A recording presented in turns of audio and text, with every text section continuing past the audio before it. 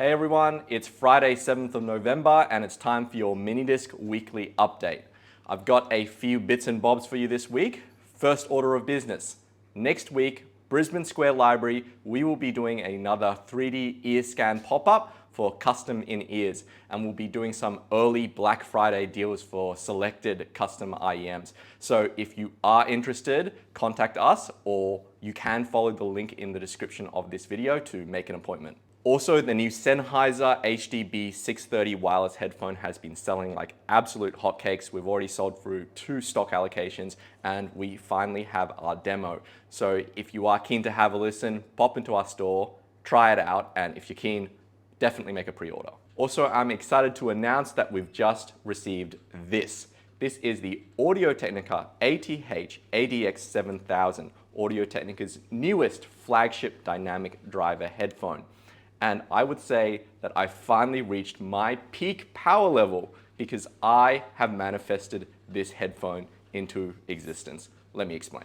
Recently, I've been thinking about getting a nice shiny new headphone for personal use, and I've been trying to choose between the Austrian Audio Composer, which has fantastic upper mid-range, beautiful vocals, and the Yamaha YH4000, which has actually somewhat recessed highs, but an interestingly thumpy and exciting bass response. And I've been thinking, these are both great, I love them both.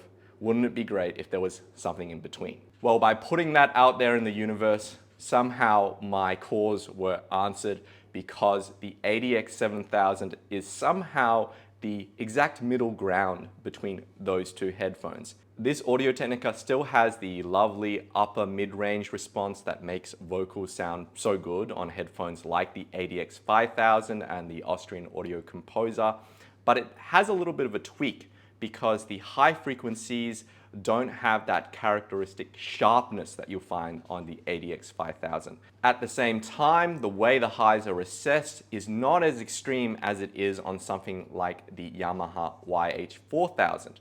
So the ADX7000 sounds a fair bit more natural. It still has a lot of the fun woofiness in the bass that you'll find in something like the YH4000. If you don't like that extra mid-bass woofiness, the ADX7000 does come with an extra set of pads that flattens out the mid-bass. So it does end up sounding a bit more like the ADX5000, though it still does have that aforementioned dip in the treble. On top of that, the ADX7000 does have a more open soundstage than the Yamaha and the Austrian Audio, courtesy of that lovely open frame honeycomb design, which also maintains that incredible lightweight that you got from the ADX5000 and the ADX3000. So I'm super excited about these and you should definitely come in and have a listen. As for myself, I've got a lot more listening to do because there are some things about the Composer and the YH4000 that I do like a little more than the ADX7000, but the 7000 is such a nice middle ground between the two that it is a definite contender. Anyway, we'll see you next week.